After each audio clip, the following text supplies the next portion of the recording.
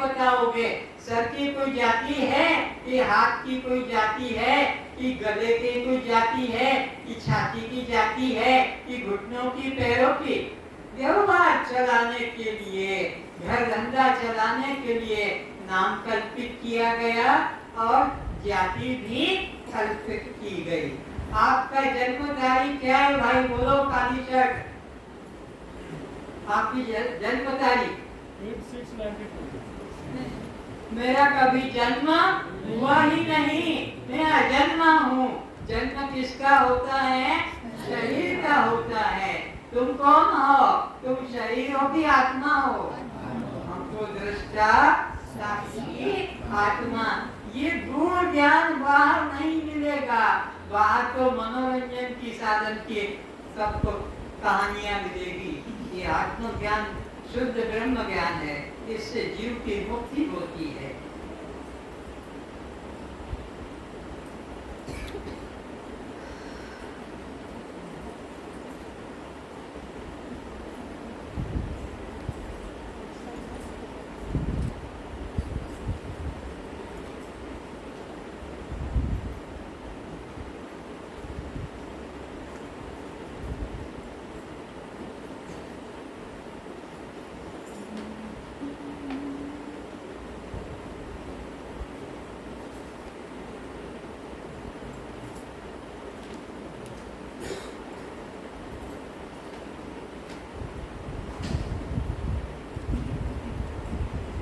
तो आप कब सोते हैं भाई? कोई हाथ ऊंचा करके बता दे।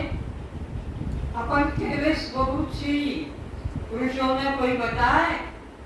कोई उत्तर नहीं। अरे कब सोते हैं जना नहीं बता सकते हो? जब तक आत्मज्ञान नहीं पाया है तब तक देह को मैं मानते रहोगे। बस यही मोह निशा सब सोवन हारा। ये मोह निशा में, अज्ञान निद्रा में सब स्त्री पुरुष सब सो रहे हैं। कौन जागा हुआ है? जिसने अपने को दृष्टा, साक्षी, आत्मा, अपने को चैतन्य आत्मा जाना, बस वो जागा है, बाकी सब सो रहे हैं।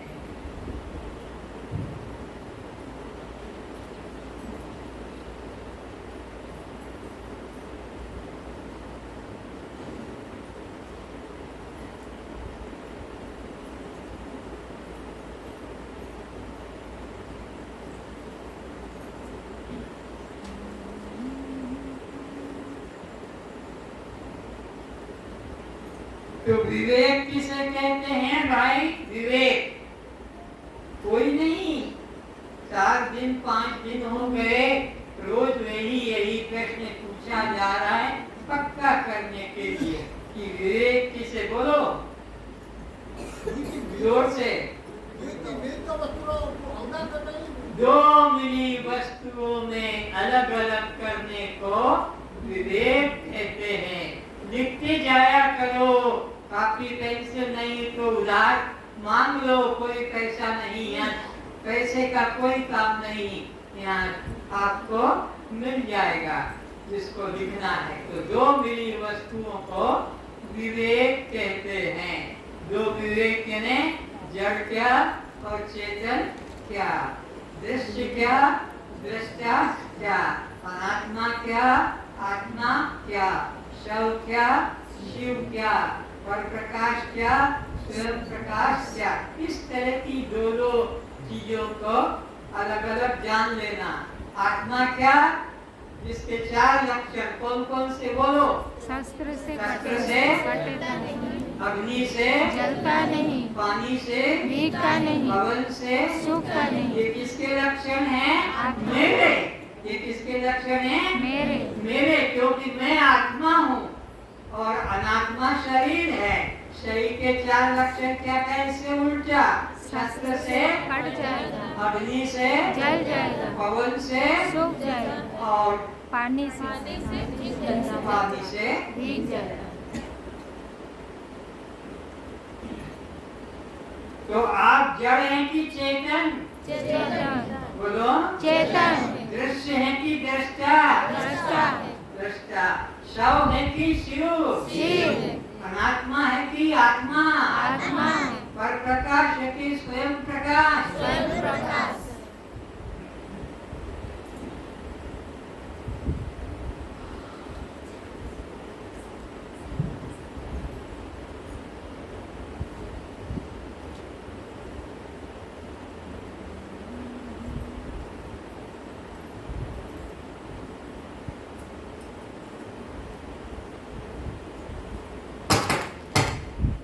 ऐसे आवाज निकलता है कि मेरी बात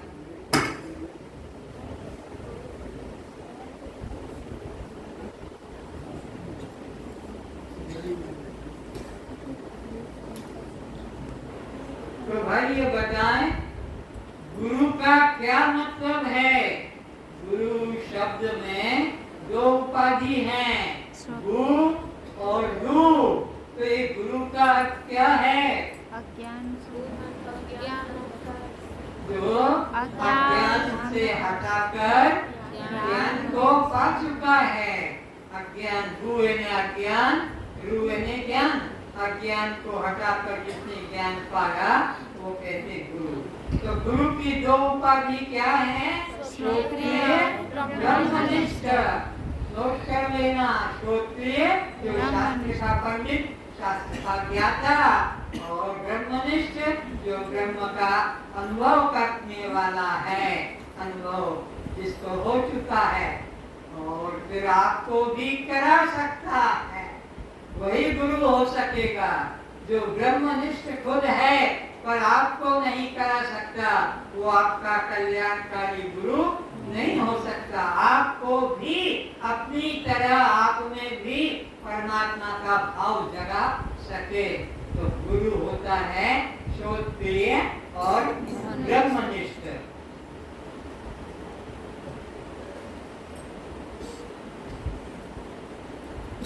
तो ब्रह्म श्रोत्रिय किसे कहते हैं? शास्त्र का पंडित, शास्त्र का श्रोत्रिय। और ब्रह्मनिष्ठ का मतलब ब्रह्म की निष्ठा जिसमें जग गई है और आपने भी जगा सकता है, उसको कहते हैं ब्रह्मनिष्ठ। हमारा कल्याण श्रोत्रिय से होगा कि ब्रह्मनिष्ठ से? बोलो। ब्रह्मनिष्ठ है लेकिन शास्त्र नहीं जानता तो आपको निस्संदेह नहीं कर सकेगा। आपको निस्संदेह संशय से रहित वही कर सकेगा जिसको वेद उपनिषद का ज्ञान होगा। वो बताएगा गीता के इस अध्याय में, रामायण के इस कांड में, उपनिषद के इस अध्याय में ये लिखा है। खुद ने पढ़ा है, अनुभव किया है, आपको करा। तो गुरु श्रोत्रिय और ब्रह्मनिष्ठ दोनों चाहिए। केवल ब्रह्मनिष्ठ खुद को तो ब्रह्म हो गया, तुम्हें भी कह देगा तुम भी ब्रह्म है, और तुम उसकी बात को इतने सहज मानोगे, कारण मानोगे, तो वो कारण नहीं बता पाएगा। तो कहेगा उपनिषद में ऐसा लिखा है। कहाँ लिखा भाई? वो तो मुझे मालूम नहीं। तो तुम्हें मालूम नहीं तो मैं कैसे ढूंढूंगा?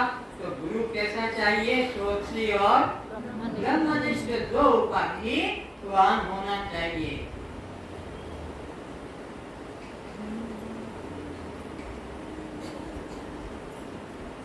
जीव के दो प्रकार के आहार कौन कौन से हैं?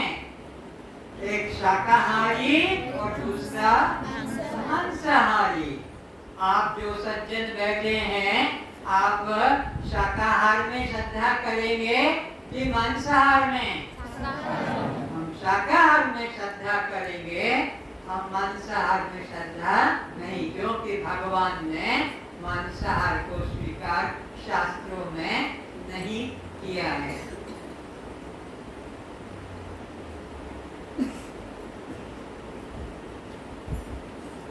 तो आप शाकाहारी कहलाएंगे कि मांसाहारी?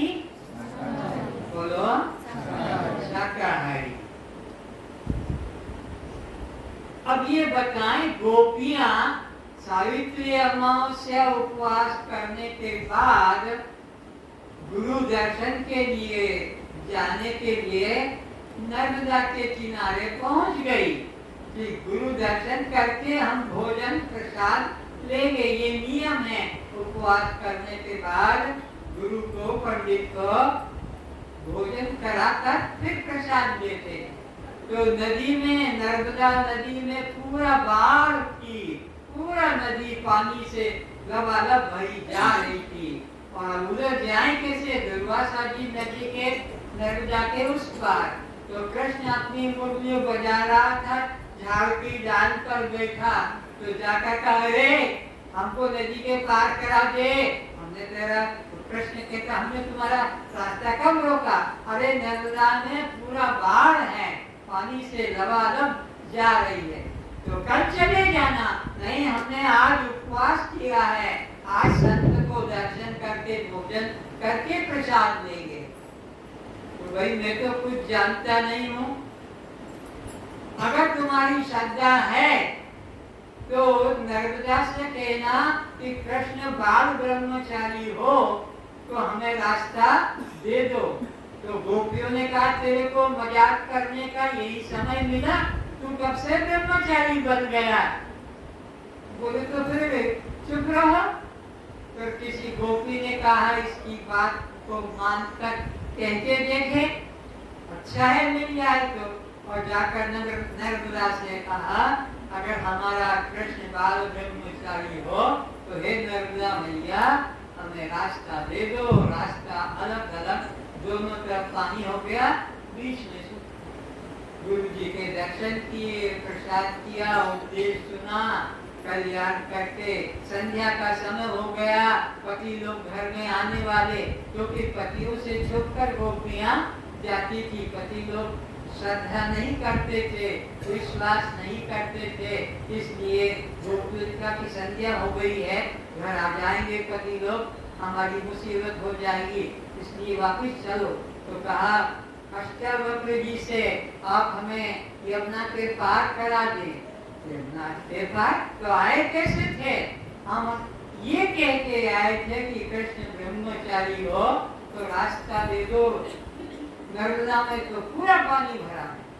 तो दुर्वासा ने कहा, अब यमुना को बोलना कि अगर दुर्वासा ने ध्रुव घास के अलावा जीवन में कुछ ना खाया हो, और गोपियों ने हाथ से खिलाया, पेट भर के खिलाया, बच्चों के लिए प्रसाद भी दुर्वासा ने नहीं थाली में छोड़ा, और कहता है कि ध्रुव घास के अलावा जीवन में कभी ना खाया हो। और गोपियां तो चुप रही कि कृष्ण की जैसे बात सही निकल गई, हो सकता है कह दो। और जाकर कहा, फिर नर्मदा ने रास्ता दे दिया। तो संत के क्रियाओं को कभी नहीं देखना चाहिए, संत के उच्चारण को, वचन को, उपदेश को ग्रहण करना चाहिए।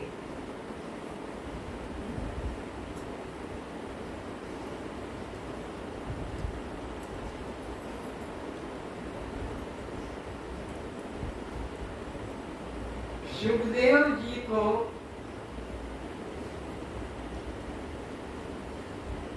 गुरु जी ने कहा कि तुम जनक के पास जाओ और मेरी ये चिट्ठी दे देना। श्रद्धा की बात है, श्रद्धा से कल्याण कैसे होता है।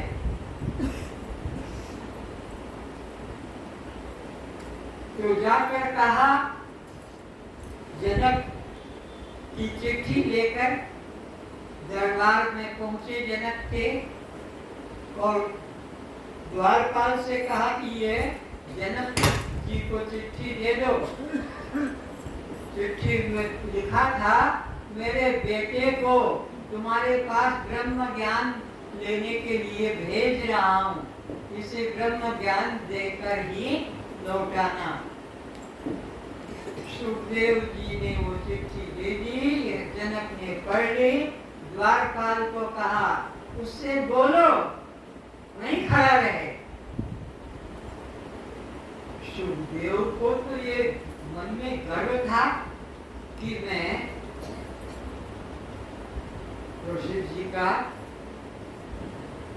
पुत्र हूँ, तो मेरे को तो जल्दी से अंदर बुला लेंगे, सम्मान से बुलाएंगे, क्योंकि वशिष्ठ जी कोई साधारण तो नहीं थे, तो कहा उसको बोलो वहीं खड़ा रहे, हम मिलेंगे, हम बुलाएंगे। 7 दिन तक वहीं बाहर खड़े रहे, प्रतीक्षा में। आज बुलाएंगे, कल नहीं बुलाए, आज बुलाएंगे, अभी नहीं बुलाए, दोपहर को बुला लेंगे, दोपहर को नहीं संध्या को बुला लेंगे। ऐसे करते करते 7 दिन निकल गए। पर वशिष्ठ जी ने राजा जनक ने उनको नहीं बुलाया शुभ दिन। और 7 दिन के बाद द्वारपाल से पूछा, अरे वो जो आया था वशिष्ठ का बेटा, व्यास किसका? व्यास का बेटा वो खड़ा है कि भाग गया? क्योंकि बाहर 7 दिन तो उसको रखा, कुछ बातचीत नहीं, खाना पीना। तो बोले वो व्यास का बेटा खड़ा है कि भाग गया? महाराज वो तो जैसा पहले दिन आया था प्रसन्न चित्त से, ऐसे ही प्रसन्न चित्त में खड़ा है, गया नहीं। तो उसको अंदर बोलो, अंदर आ जाए महल में। इस तरह मंदिर में महल में बुलाया। 7 दिन फिर वहीं इसी तरह खड़ा रहा। ये रोज आशा करता था कल नहीं बुलाया, आज बुला लेंगे, आज नहीं संध्या को। 7 दिन फिर निकल गए। तो मंत्रियों से पूछा, अरे वो व्यास का बेटा आया था, वो भाग गया कि खड़ा है? और अगर खड़ा है तो उसकी मुख मुद्रा कैसी एक क्रोध में है, क्योंकि आपको कोई बुला बात करे तो क्रोध आ जाएगा छोटी सी बात पे। मेरे से बात तक नहीं कहा, उसे बैठने को नहीं कहा, मुझे खाने पीने को नहीं कहा, गुस्सा ही जाता है। 14 दिन बीत गए। सुखदेव ने सोचा अब बुलाएंगे, अब बुलाएंगे। तो मंत्रियों ने, महाराज वो जैसा का तैसा खड़ा है बाहर, वैसे ही अंदर प्रसन्न मुद्रा में खड़ा है, आप जो चाहे बोलो उसको बोलो। अब रानियों के महल में मिलेंगे। और रानियों से कहा कोई भी व्यवहार इसका रुकावट नहीं करना, जो कहे जो करे सबको पवित्र मानकर करना। 7 दिन तक फिर वहां पर खड़े रहे, महल में विश्राम भी करते रहे। रानियां पैर दबाने भी आती थी, कोई प्रकार का विरोध नहीं। रानियों से पूछा, अब महल की बात है तो मंत्रियों से तो बाहर की बात पूछी। रानियों ने कहा, महाराज वो तो हमें ऐसा देखता है जैसे लकड़ी पत्थर के खिलौने की तरह, हमारे तरफ उसका कोई आग्रह संबंध नहीं। जैसा वो जिंदा को देखता है मुर्दे को। तब राजा ने कहा, ठीक है कल हम उससे मिलेंगे। और दूसरे दिन गए और उससे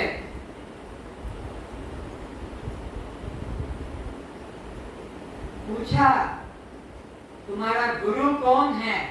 बोले मेरा तो कोई गुरु नहीं है। ठीक है, मंत्री को कहा, ये दूध का कटोरा इसको दो और इसके साथ साथ पूरे महल में इसको दिखा दो कहाँ कहाँ क्या क्या चीजें देखने योग्य खिलौने, पुरुष लोग, स्त्री लोग और योद्धा लोग, हाथी घोड़ा सेना सब दिखाओ। और दूध की बूंद गिर जाए नीचे, हाथ में कटोरा, गर्दन सभा। इस तरह से इसका सारे महल में घुमा दिया और बिस्तर पर जाकर लेटा दिया। लेट जाओ, हाथ में कटोरा और बिस्तर ऊपर नंगी तलवार बनी हुई थी। अगर जरा सा इधर उधर हाथ हिला, नंगी तलवार गिरेगी, कट जाएगा। इस तरह राजा ने पूछा, समय पूरा हो गया, क्या क्या देखा, किस किस रानी को पसंद किया, कौन कौन रानी तुम्हें प्यार करती है, किस किस रानी का कैसा कैसा स्वभाव, कैसा तुमने महल में राजघराना कैसे से देखे। उसने कहा मैंने कुछ नहीं देखा। अरे तुमने कुछ नहीं देखा? अरे जनक ने उससे पूछा, मंत्री से, तुमने इसको कुछ दिखाया नहीं? महाराज एक एक कमरा, एक एक स्थान, सैनिक सब दिखाए, कुछ नहीं छोड़ा रानियों के इसके खुद के महल में। लेकिन ये कैसे कहता है? महाराज मेरा ध्यान तो इसमें था, इसमें ये जो हाथ में दूध का कटोरा, अगर जरा सी निगाह छूट जाती तो वो कट जाता, तो इस प्रकार से बचा लिया। तो कहने का मतलब बच्चे उधर उधर और नहीं बैठना, चलना नहीं, बातें नहीं करना, बातें करना तो निकाल दिए जाओ।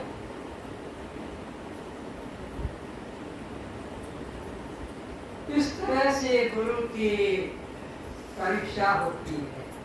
और उसको एक शब्द बोल दिया, तत्त्वमसि, जिसको पाने के लिए मेरे पास आया और तेरे बाप ने भेजा, वो ब्रह्म तू ही है। बस खत्म। ये है सच्चे गुरु का लक्षण, ये है सच्चे गुरु की पहचान। सद्गुरु कैसा ज्ञान देते हैं। गुरु अज्ञान अंधकार से निकालते हैं। कबीरदास जी, रामदास गुरु जी के पास गए, ज्ञान लेते रहे। तो एक दिन कबीरदास जी को गुरु जी ने कहा, अरे कबीरा, जा तो दूध लेके आ जा, आज मेरे बाप का श्राद्ध है, तो दूध लेके आ, ये बाल्टी ले जा। कबीरदास जी ने बाल्टी ले ली, कुछ खाने का तो ले लिया जिससे गाय खाएगी, और चले गए। आधा घंटा हो गया, कबीरदास जी आए नहीं। 1 घंटा हो गया, कबीरदास जी आए नहीं। सोचा गाय का दूध लाने के लिए थोड़ा सा काम छोटा दिया, ये कैसा शिष्य, आज्ञाकारी, कहीं खेलने में लग गया होगा, किसी से बात करने में लग गया होगा, कहीं गांव की तरफ चल दिया होगा। गए हाथ में डंडा लेकर, और जाते जाते तो जहाँ कबीरदास बैठे थे, बाल्टी दूध की रखी है और गाय के आगे खाने का वो पिंड रखा है, और गुरु जी को ऐसा मारा कबीरदास जी को। क्यों रे, तू क्या कर रहा है? आपकी आज्ञा का पालन, मैंने क्या आज्ञा दी थी कि गाय का दूध लाने के लिए महाराज, उसी के लिए बैठा हूँ। जब ये दूध देगी तब तो मैं आपके पास आऊंगा ना। ये घास भी रखा है, वो भी नहीं खा रही है। तब गुरु जी ने कहा, रामदास जी ने कबीर को, अरे मूर्ख कहीं के, ये मरी गाय है, ये क्या घास खाएगी? और ये मरी गाय क्या दूध देगी? नहीं देगी, घास भी नहीं खाएगी, दूध भी नहीं देगी। क्या बात करते हो गुरुदेव, ये तो मैं पहली बार सुन रहा हूँ। तो आप आज किसका श्राद्ध करेंगे? कब मरे थे वो? अब गुरु ने समझ गया कि ये तो मेरे से भी आगे ध्यान है। मरी गाय दूध नहीं देगी, मरी गाय घास नहीं खाएगी, मरे माँ बाप का श्राद्ध करोगे तो कल्याण पाएंगे। ये मूर्ख लोगों की अंदर से अज्ञानता हटाने के लिए इस प्रकार उन्होंने विवेक जागृत कराया।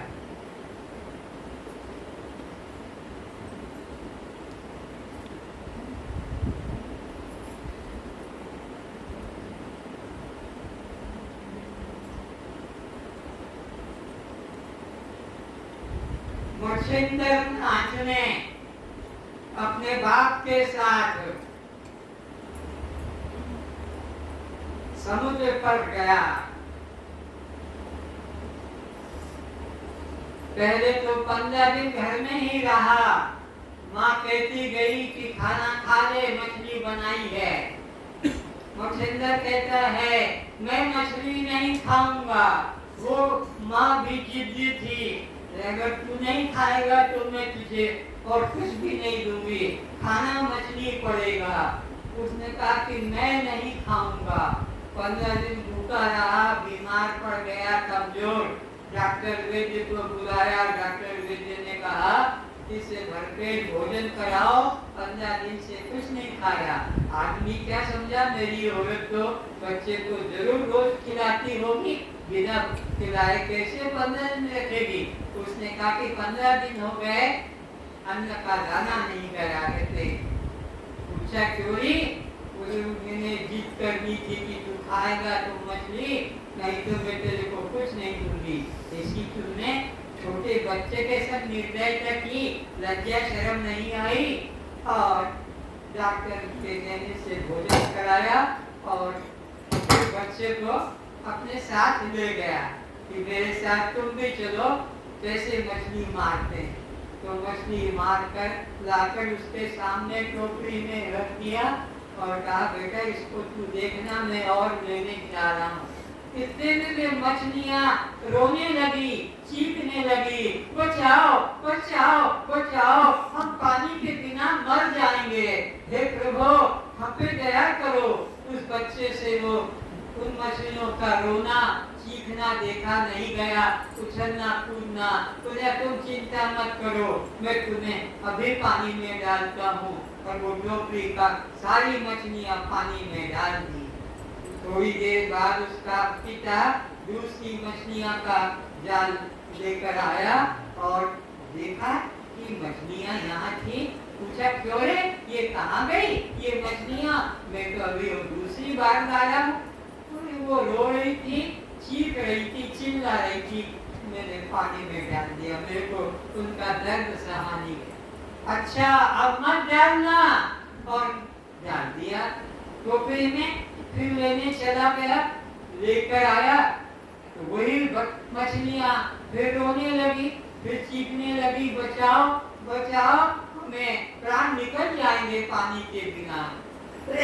उसने कहा मैं तुमको मरने नहीं दूंगा। फिर दूसरी बार भी मछलियाँ डाल दी। फिर उसी पिता ने पूछा क्यों रे, ये दूसरी मछली? और वो भी पहली तरह पानी में डाल दी। अरे हम भूखे मरेंगे क्या? बोले महाराज खाने के लिए गेहूं है, चावल है और भी चना है, मूंग सब है, ये मछली ही खाने से पेट भरेगा ऐसा तो नियम नहीं, इसलिए मैंने डाल दिया। देख तू जिद्दी है, अब आखिरी बार मौका देता हूँ और अब पानी में मत डालना, ये हमारा जीवन है। बस चुप रहा और फिर वही तीसरी बार भी उन मछलियों को रोने लगी, चीखने लगी, पुकारने लगी, बचाओ बचाओ हम मर जाएंगे पानी के बिना। उसने कहा कि मैं अब डाल के जाता हूँ और मैं भी घर छोड़ के जाता हूँ। डाल के चला गया घर छोड़कर, और वो मछलियाँ तो थी नहीं। घर जाकर देखा कि घर में भी नहीं है। आखिरकार नियम किया, वे बेटा तू कहीं से भी आ जा, आज से मैं मछली नहीं पकाऊंगा, आज से मैं मछली नहीं पकड़ूंगा और आज से मैं मछली नहीं खाऊंगा। एक बार तू फिर से लौट के आ जा, एक बार तू फिर से, मैं प्रतिज्ञा करता हूँ, शपथ खाता हूँ। और वो मांस मछली खाना पिता ने छोड़ दिया। तो गुरु लोग सत्संग के माध्यम से विवेक के द्वारा उन्हें सन्मार्ग पर चला देते हैं।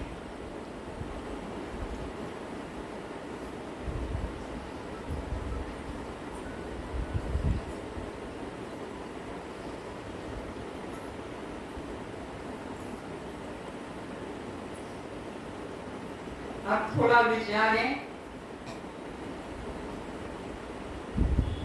ये शंखा चूड़ा कैसे बनता है?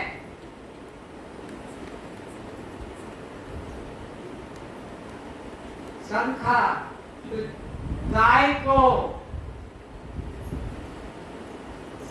रस्सी से बांधकर गहरे पानी में उतारा जाता है और वहां भोगा नाम के जीव गाय को चारों तरफ से चिपट कर उसको मार डालती है, उसका रक्त चूसते हुए वो मर जाती है। फिर गाय को ऊपर खींचा जाता है और वो जो शंखा भोगा नाम के जीव चारों तरफ खा रहे थे गाय को, उसको निकाला जाता है।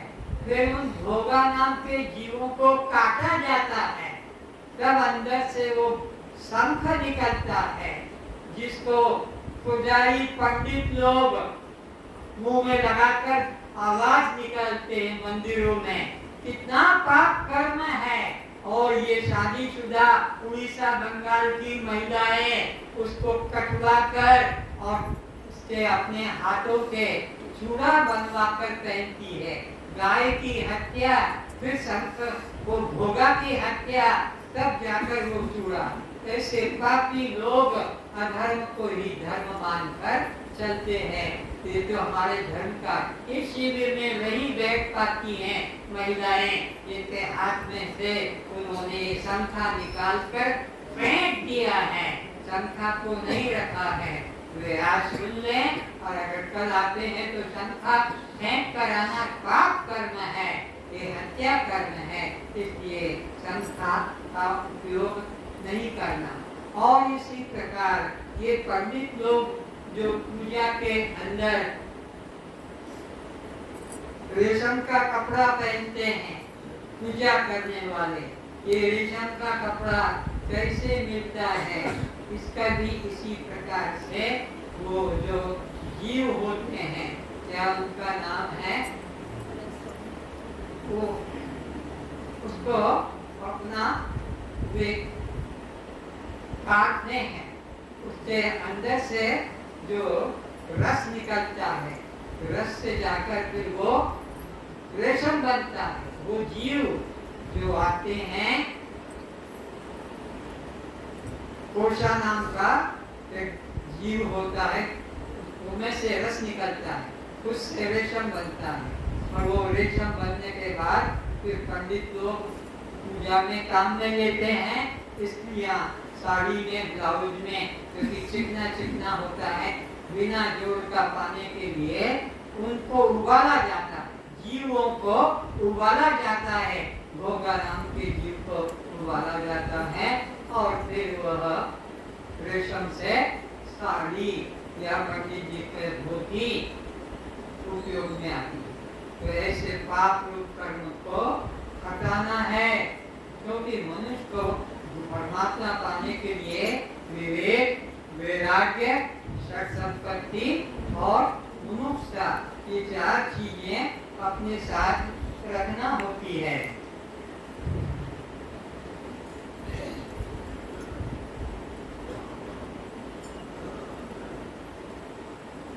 अब विचार करेंगे पवित्रता का। स्नान से लोग अपने को पवित्र मानते हैं। स्नान 3 प्रकार के होते हैं, शारीरिक स्नान, मानसिक स्नान और आत्मिक स्नान।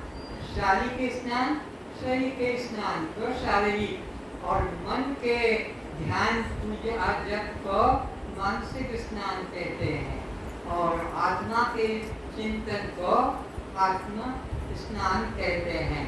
तो प्रत्येक व्यक्ति को अपने कल्याण के लिए पहले तो शरीर की शुद्धि करना है, उसको जैसा उनको अनुकूल पड़ता है, गर्म, गुनगुना या ठंडा, उससे स्नान करते हैं। स्नान के लिए नदी पर जाते हैं, नदी पर जाते हैं और वहाँ पर ट्रेन में जाते हैं, कोई बस में जाते हैं, तो जब परिसरा आता है तो उतर नहीं पाते हैं, इतनी भीड़ ट्रेन में और बस में, और चले गए स्टेशन पर, रेलवे स्टेशन पर, बस स्टैंड पे, वहाँ भी भीड़, पेशाब करने की जगह नहीं, तो नदी पर पहुँचे कि जल्दी से हर हर गंगे करेंगे और हमारा यह प्रेशर खत्म हो जाएगा। तो अब वहाँ पहले से ही लिखा है यहाँ पर पेशाब करना मना है। अब पेशाब लगी थी ट्रेन में, बस में, और स्टेशन पर भी बहुत भीड़ थी, वहाँ भी नहीं कर पाए, गंगा घाट पर भी। तो क्या किया, बस अंदर गए गंगा में, हर हर गंगे, और अपना पेशाब छोड़ देते हैं। स्त्रियां भी छोड़ देती है और पुरुष लोग भी छोड़ देते हैं। और उस पेशाब को लेकर ये गंगा मैया की पंचामृत की तरह आचमन, ये सब आंखों देखा, कह रहा हूँ कल्पना तुमने मत समझना, इसको तुमने भी यदि किया होगा तो उसमें मालूम पड़ेगा। पेशाब को फिर बोतल में भी भर देते हैं कोई नदी का पानी को, और घर आकर लोगों को भी कहते हैं हम तो पवित्र हो गए गंगा जल पीकर, अब तुम भी शरणामत ले लो। तो वही स्त्रियों का और पुरुषों का मूत्र वाला जल गंगा में बोतल में भर के और इस तरह से वो उपयोग करते हैं।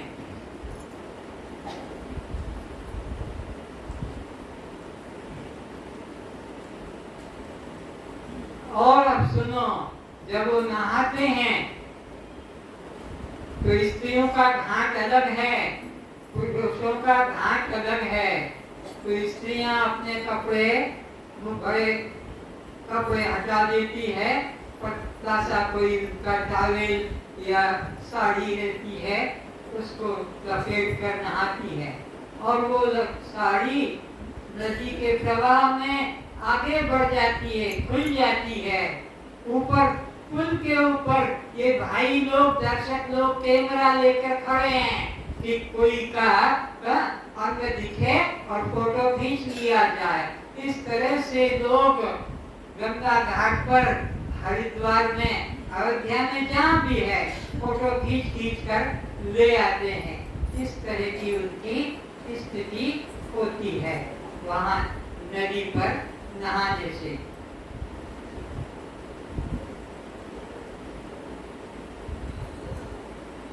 एक घर की बात है,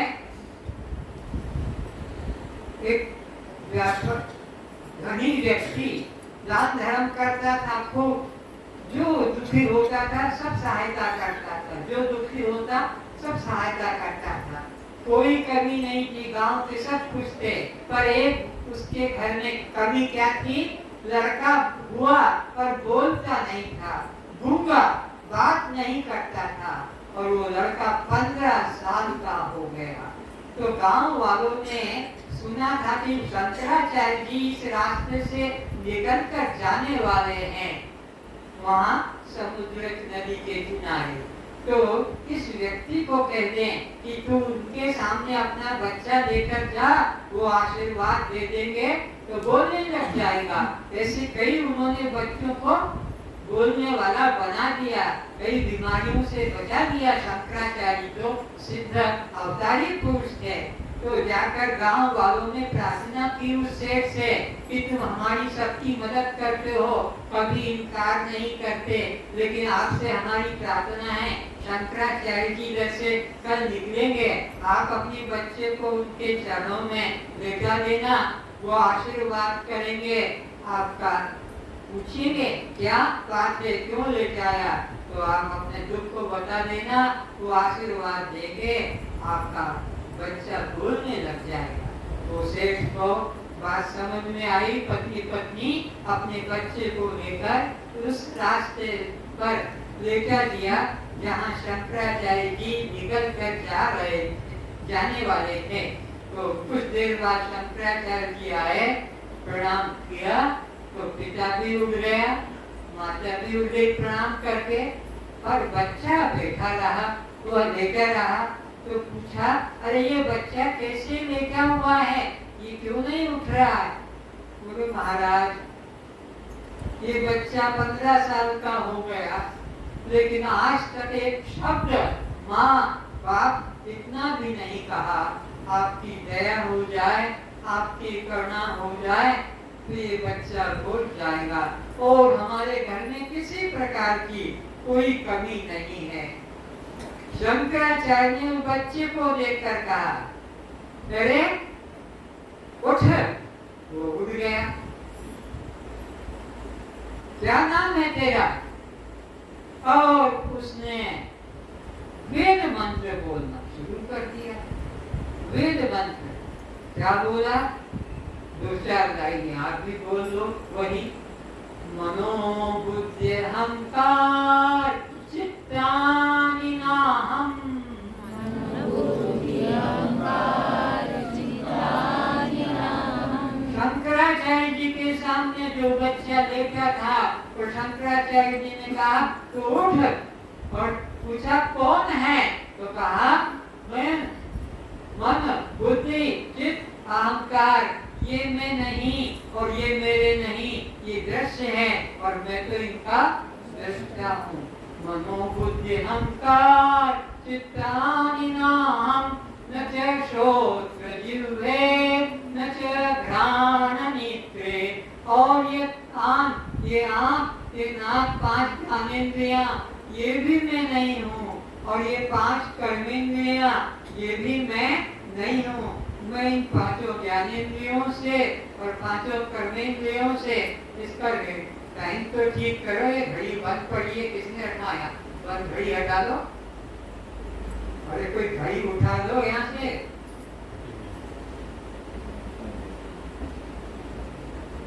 चल रही है ले जाओ यहाँ से।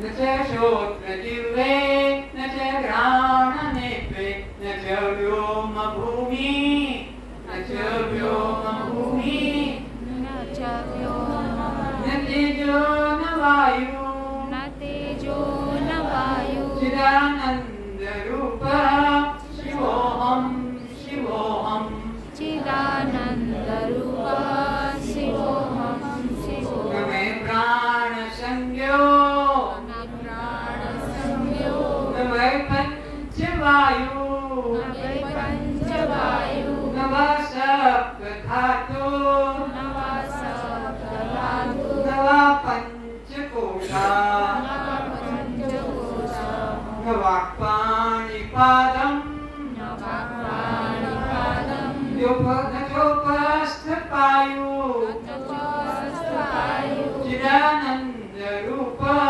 चिदानंद रूप शिवोहम शिवोहम। शिवोहम शिवोहम ये वो बच्चा परिचय दे रहा है जिनको शंकराचार्य ब्रह्मनिष्ठ अवतारी पुरुष को कि मैं ये नहीं हूँ जो दिख रहा है। आपने उठाया इन्होंने बच्चा समझ के मुझे पाला ये मैं नहीं हूँ। मैं ये प्राण भी नहीं है मैं तो शिव स्वरूप कल्याण स्वरूप आत्मा हूँ। ये बच्चा परिचय दे रहा है। जीवन में एक शब्द माँ बाप पानी रोटी भी कभी नहीं बोला बस गूंगा गूंगा इतना बड़ा हो गया शंकराचार्य के सामने। तो शंकराचार्य दे रहा है अपना स्वरूप बताता न मे द्वेष रागो न मे लोभ मोहो न मे द्वेष रागो न मे लोभ मोहो मदोनेव मैनेव मदोनेव आश्चर्य भाव आश्चर्य भाव न धर्मो न चार्थो न धर्मो न चार्थो न कामो न मोक्ष कामो न मोक्ष चिदानंद रूप चिदानंद रूप शिवोहम शिवोहम शिवोहम शिवोहम न पुण्यम न पापम न सौख्यम न दुःखम न पुण्यं न पापं न सौख्यं न दुःखं न मंत्रो न तीर्थ न वेदा न यज्ञ न मन्त्रो न तीर्था न वेदा न यज्ञः अहम भोजनम नैव भोज्यम न भोक्ता अहं भोजनं नैव भोज्यं न भोक्ता चिदानंद रूप शिवोहम शिवोहम। चिदानंद रूप शिवोहम शिवोहम अरे तू कौन है तो क्या बोलता है शिवोहम शिवोहम शिवोहम शिवोहम। शिवोहम शिवोहम शिवोहम शिवोहम न मे न मृत्यु मे मृत्यु शंका मेरी मौत कभी होती क्योंकि क्या जानता है वो अपने को आत्मा जानता है तो आत्मा की कभी तो न मे मृत्यु शंका न मे जाति भेदा। मैंने पूछा था आज तुमसे तुम्हारी कौन जात है तो जात वालों ने जात बता दी और उसने कहा न मैं मृत्यु शंका न मैं जाति भेदा, पिता ने हो माता न पिता ने हो माता से जन्मा, मेरे तो माँ भी नहीं और बाप भी नहीं, न धर्मो न चार्थो न कामो न मोक्ष। बोलो चिदानंद रूप शिवोहम शिवोहम। ये 15 साल का बच्चा पहली बार इतने शब्दों को मुख से, नहीं तो रोटी पानी कुछ भी नहीं कहा, केवल आज ये वेद मंत्र बोल रहा है। आगे अहम भोजनम नेयो भोजम न भोक्ता चिदानंद रूप शिवोहम शिवोहम। अहम भोजनम नैव भोज्यं न भोक्ता।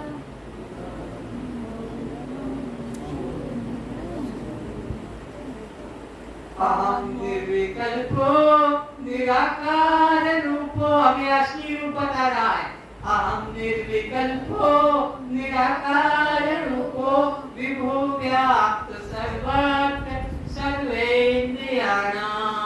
निर्विकल्पो निराकार रूपो विभु व्याप्त सर्वत्र सर्वेन्द्रियाणाम्। सदा में समत्वम् सदा में समत्वम् न बन्धन न मुक्ति। न बन्धन न मुक्ति। सदा में समत्वम् सदा में समत्वम् न बन्धन न मुक्ति। न बन्धन न मुक्ति। चिदानंद रूप चिदानंद रूपः शिवोहम शिवोहम। शिवोहम शिवोहम। इस तरह से उसने अपना अनुभव कहा और वो माँ बाप प्रेम में आंसू आ रहे हैं, जो कि कभी नहीं बोला और आज इतने वेद मंत्रों को बोल रहा है कि शंकराचार्य ने अपने शिष्यों से कहा अरे नोट कर लो जल्दी जल्दी, जो जो बोल रहा है यह ब्रह्म विद्या नोट कर लो। और उन शिष्यों ने वो सारे वेद मंत्र को नोट कर लिया। शंकराचार्य जी ने कहा अरे हमें दे दो ये बच्चा, जगत कल्याण के काम आएगा। तो उनका भी हमारे बच्चे को आप नहीं दें, जैसा भी है जो बीच बीच में आते हो रख दो ऐसे। हाँ।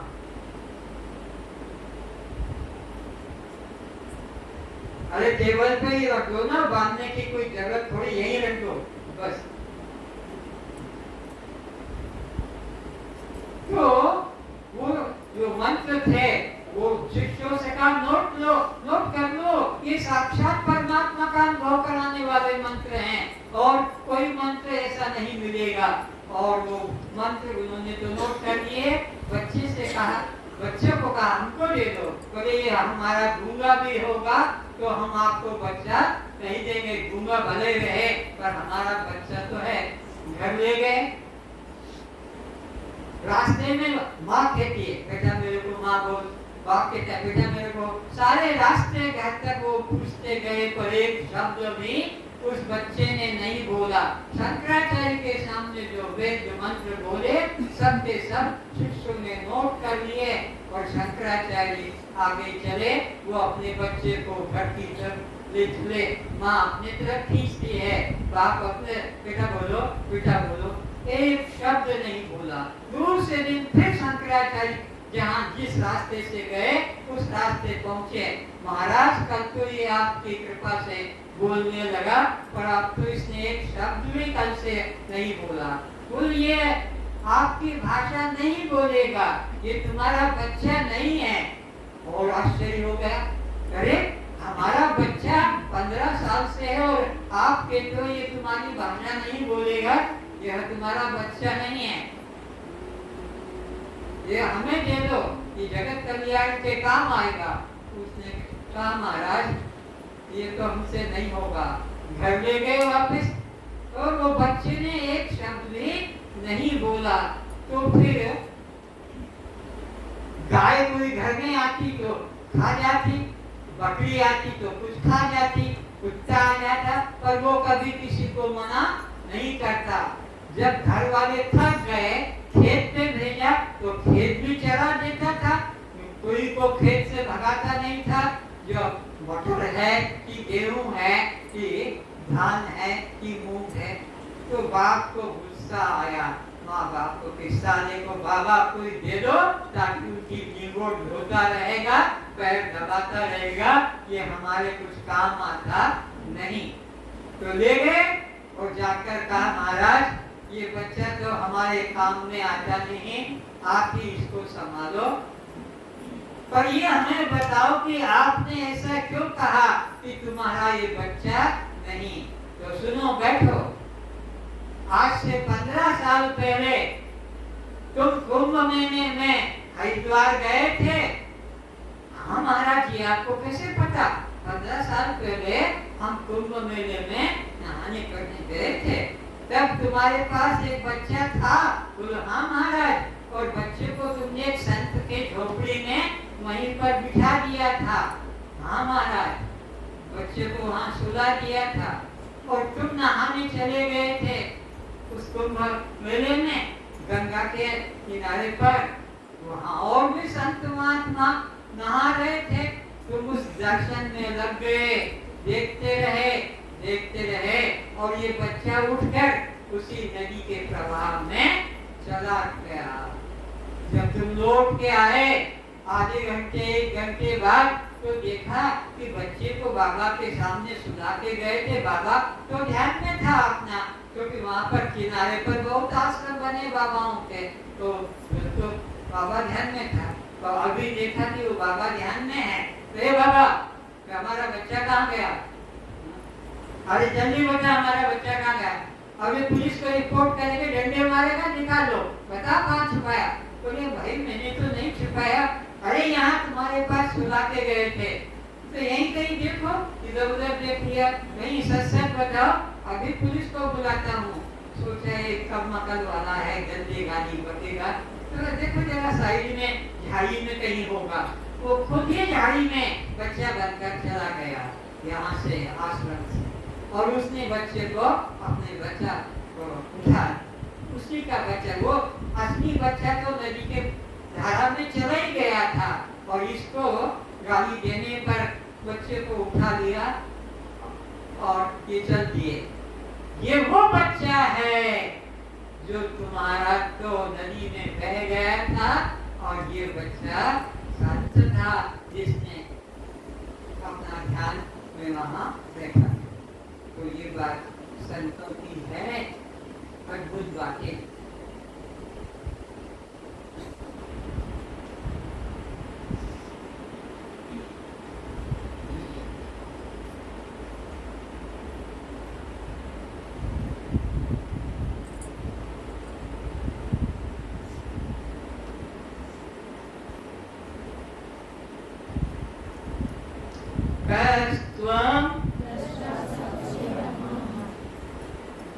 जन्म मरण किसका? पिता माता किसके? शरीर के। पति पत्नी किसके? बेटा बेटी किसके? घर द्वार किसका? आप जड़ हैं? आप शरीर हैं? जीव हैं। आप अनात्मा हैं? आत्मा है। आप पर प्रकाश हैं? स्वयं प्रकाश। आप बद्ध हैं? मुक्त है। आपका नाम क्या है? मेरा कोई नाम नहीं। आपकी जाति क्या है? मेरा कोई जाति आपके नहीं। संबंधी कौन है? मैं अद्वितीय शुभ सहज आत्म स्वरूप चिदानंद रूप शिवोहम शिवोहम।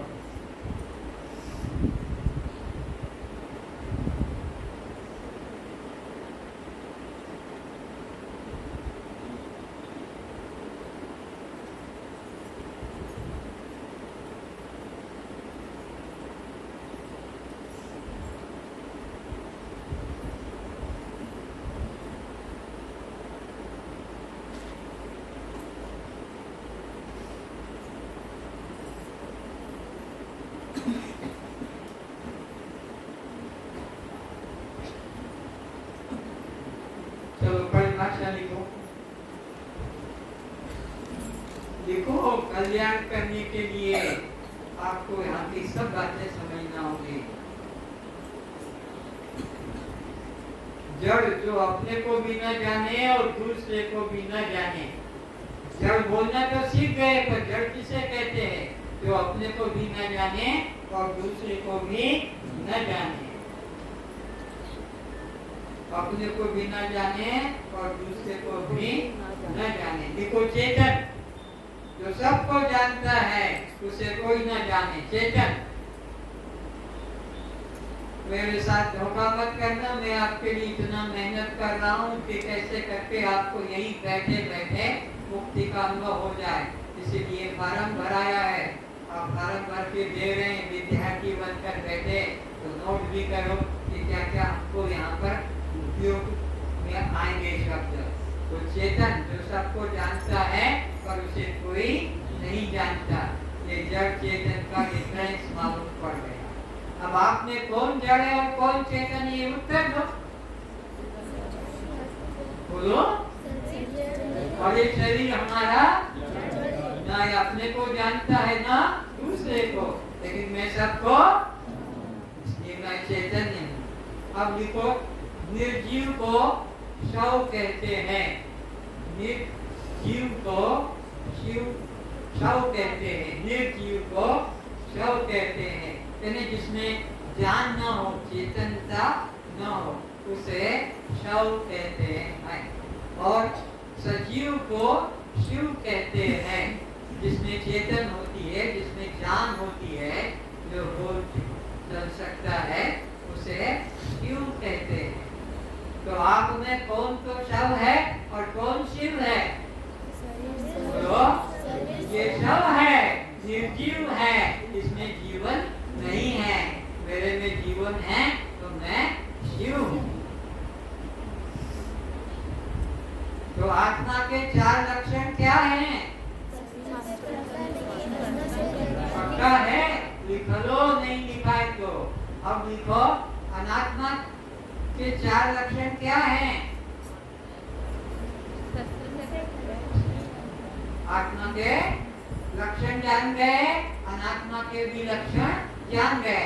आप में कौन आत्मा है, कौन अनात्मा है?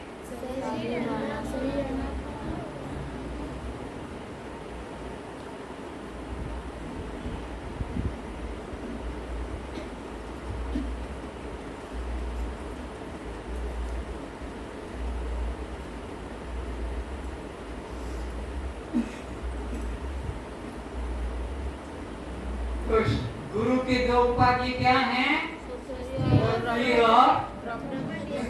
श्रोत्रिय और ब्रह्मनिष्ठ। श्रोत्रिय का मतलब क्या है?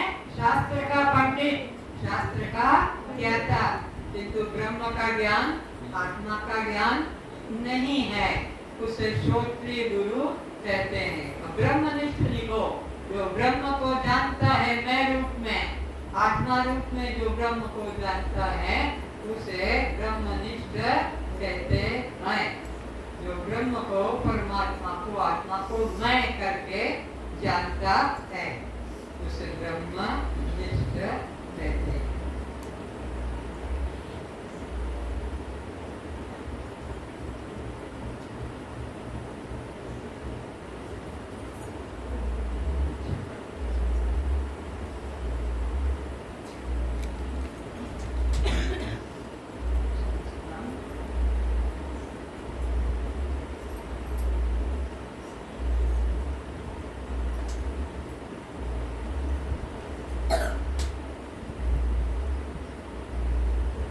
अब लिखें,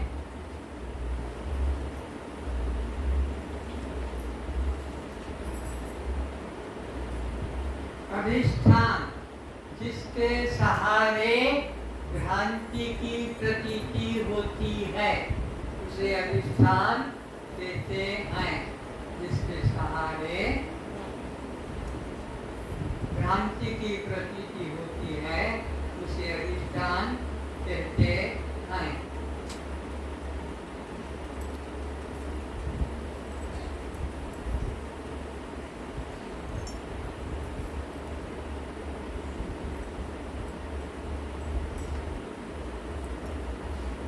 अब लिखें उपवास।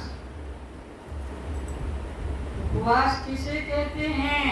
उपवास सब करते हैं, स्त्रियां भी करती हैं, पुरुष लोग भी करते हैं।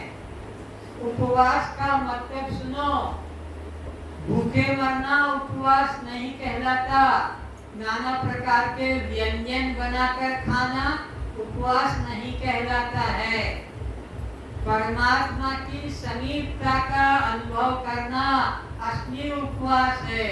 परमात्मा की समीपता हनुमान जी ने उपवास करके दिखाया, कैसे? छाती चीरकर। इस तरह ये उपवास है परमात्मा की समीपता का अनुभव, कि परमात्मा मुझ में है, मैं परमात्मा हूँ, इस तरह का विचार करना उपवास। और ये नाना प्रकार के तेल के, घी के, दूध के मिठाइयाँ बनाकर खाना, ये उपवास नहीं, बकवास है। बच्चे लोग उपवास क्यों करते हैं? ये छोटे बच्चे ये माँ बाप को उपवास क्यों करके दिखाते? क्योंकि माँ बाप तो रसगुल्ला हलवा खाते हैं और बच्चे को बासी पकाल, जा खा लो, पकाल पड़ा है, चलो ये भात खा लो, और अपना मिठाई माल खाते हैं। तो ये देखकर बच्चे लोगों को भी लोभ लगता है कि हम भी उपवास करेंगे तो हमको भी माँ बाप अच्छे अच्छे मिठाई खाने को देंगे। इसलिए बच्चों को मिठाई खाने को देना, पर तुम उनको उपवास के गलत मार्ग पर मत चढ़ाना। उपवास ये सही नहीं। डॉक्टर लोग जब उपवास बताते हैं, जब आपको पेट खराब हो जाता है, अपच होने लगता है, सड़ने लगता है, तो उपवास बताते हैं। उपवास का मतलब कि नाना प्रकार के तेल से बने, घी के बने, चीनी के बने खाना नहीं। तो इस तरह से उपवास का अर्थ है परमात्मा की समीपता का अनुभव करना, सोहम चिंतन करना। ये सच्चा उपवास है, नोट करो, ये फिर बाहर नहीं मिलेगा। उपसमीपे यो वास जीवात्मा परमात्मा, परमात्मा और आत्मा की समीपता, एकता का नाम सच्चा उपवास है। सावित्री अमावस्या उपवास करने वाली महिलाएं सोच लें, आपने उपवास किया और पति को खिलाकर खाने का नियम बनाया, पति रात के 11 बजे आया, अपने दोस्तों के संग में खा के पी के शराब पी के आप पति की प्रतीक्षा में थी और कहा लो तुम भोजन करो, मुझे तेज भूख लगी है, उपवास है आज। बोले मैं तो खा के आया हूँ, तू तेरा खा ले। स्त्री जो सोची कि पति को खिलाकर खाऊंगी, सावित्री अमावस्या, और पति ने कहा मैं खा के आ गया, तू तेरा खा ले। क्योंकि रोई रुबिया खाई मैंने समीक्षा गोली क्या मो बेरलागी भूखा मरुची हो तो खाई के आसी ऐसा आशीर्वाद पति को रोई रुबिया खाई माने गार्सला क्या क्या आशीर्वाद देती है। और इस प्रकार लोग उपवास मानते हैं। उपवास का अर्थ है शरीर की शुद्धि के लिए हमको उपवास करना है। तो क्या खाना है? फल खाना है। फल ले सकते हो आप, ककड़ी ले सकते हो, टमाटर ले सकते हो, तरबूज खरबूज ले सकते हो। ऐसी चीजें खाओ ताकि तुम्हारा पेट खराब ना हो और पेट का भारीपन निकल जाए।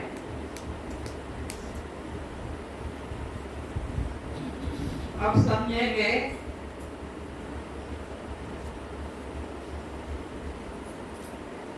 मृतक पुरुष के नाम पर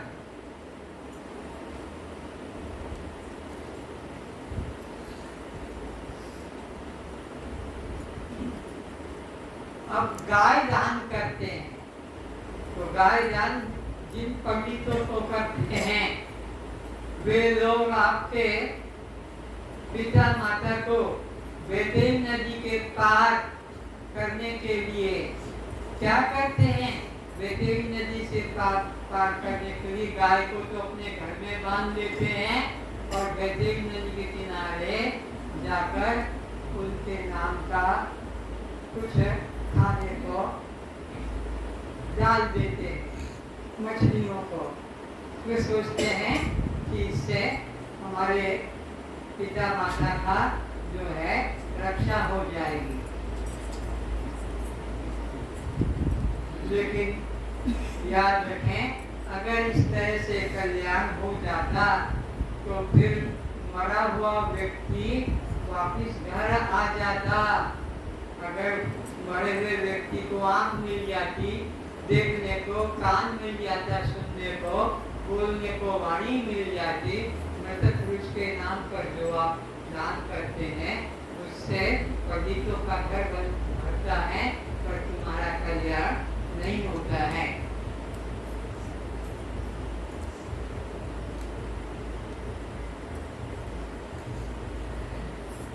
जीवित के लिए दान करना ही सच्चा पितृभक्ति मातृभक्ति है, मरे के नाम पर भक्ति नहीं।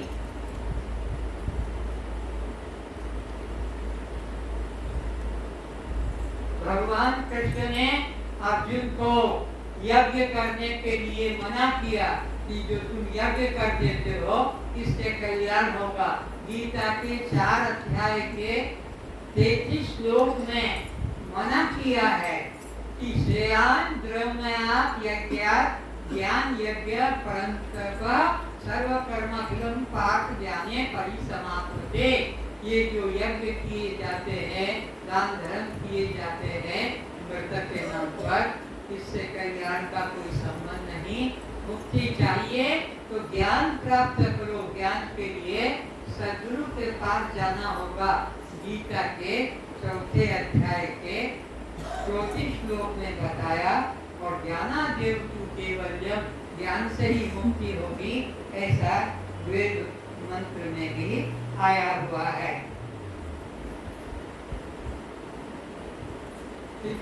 गोवर्धन की पूजा के लिए पिताजी कृष्ण को कहते हैं, भगवान ने कहा कि मैं यह गोवर्धन की पूजा नहीं करूंगा। भगवान कहते हैं गोवर्धन की पूजा हमारे बाप दादाओं के नाम पर करना चाहिए। कृष्ण कहा मैं गोवर्धन की पूजा नहीं करूंगा। मुसलमान तो नहीं करते हैं, उनका कैसे होता है? ईसाई नहीं करते हैं, सिख नहीं करते हैं, हम क्यों करें? उनको ज्ञान नहीं, हमको ज्ञान है। नहीं पिताजी, इससे कल्याण का कोई संबंध नहीं। अगर ये उनको मिल जाता हमारा दिया हुआ, तो वो जो यज्ञ किया है, अभी श्राद्ध किया है, तो उनको जीवन मिल जाता, पर वो तो जिंदा नहीं रहते, वैसे के वैसे ही मर्द रूप में ही रहते हैं।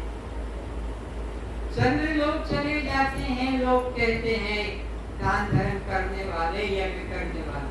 अगर चंद्र लोग चले जाते हैं तो चंद्र लोग में बहुत बड़ी बस्ती होना था, पर चंद्र लोग में इतने लोग यज्ञ करते हैं, एक भी वहाँ किसी का रहने का मकान नहीं देखा। और अगर ये पंडित लोग कहते हैं कि हम यज्ञ करेंगे तो वर्षा होगी, वर्षा से वह देवता खुश हो जाते हैं। तो यज्ञ करने से देवता खुश होते नहीं, अगर होते तो पंडित लोगों के हम यज्ञ करने के लिए देव योनि में, स्वर्ग योनि में ले जाते, स्वर्ग में ले जाते और वहाँ यज्ञ कराते। अगर वहाँ यज्ञ से पानी गिर जाता तो पंडितों को खूब धन देते, लेकिन यहाँ तो सूखा पड़ा है, लोग यज्ञ करके स्वर्ग में यज्ञ करके वर्षा कराने का विश्वास करते हैं, लेकिन कोई पानी विश्वास वहाँ स्वर्ग में गिरता नहीं। गिरता होता तो पंडितों को वहीं रख देते, खूब अपार धन देते, लेकिन पंडित लोग वहाँ जाकर रहना नहीं चाहेंगे, तो पीने का पानी तो वहाँ भी नहीं। तो आज का विषय तो संक्षिप्त में समझाया है कि क्या क्या हमारे लिए हानिकारक है, क्या क्या लाभकारी है, क्या करना चाहिए, क्या नहीं करना चाहिए। कौन सा यदि करना चाहिए, कौन सा हमें तप करना चाहिए, उपवास करना चाहिए, एक बताएंगे। और कल हम देखेंगे कि यह देवता लोग किस प्रकार से ऊपर जाने के लिए चेष्टा करते हैं और वो क्या फल पाते हैं। इसको हम कल और आगे का विषय इससे गंभीर होगा, स्वर्ग से ऊपर का, उसको समझें। अभी प्रार्थना करें। सर्वे भवन्तु सुखिनः, सर्वे भवन्तु सुखिनः, सर्वे सन्तु निरामयाः, सर्वे सन्तु निरामयाः, सर्वे भद्राणि पश्यन्तु, सर्वे भद्राणि पश्यन्तु, मा कश्चित् दुःखभाग् भवेत्, मा कश्चित् दुःखभाग् भवेत्, सब सुखी रहें, सब सुखी रहें, सब निरोग रहें। सब निरोग रहें, हृदय से बोलना, सब सुखी रहें, सब सुखी रहें, सब निरोग रहें, सब निरोग रहें, सभी रूपों में सभी रूपों में एक परमात्मा को देखें, एक परमात्मा को देखें, मन वचन कर्म से मन वचन कर्म से किसी भी जीव को किसी भी जीव को कष्ट न पहुँचाएं, कष्ट न पहुँचाए, निंदा गाली न करें, निंदा गाली न करे, झूठ चोरी न करें, झूठ चोरी हत्या न करे, दुष्कर्म न करें। दुष्कर्म न करे। हे सद्गुरुदेव, हे सद्गुरुदेव, आप हम सभी को आप हम सभी को ज्ञान द्वारा ज्ञान द्वारा कल्याण को प्राप्त कराएं, कल्याण को प्राप्त कराएं, सभी का कल्याण हो, सभी का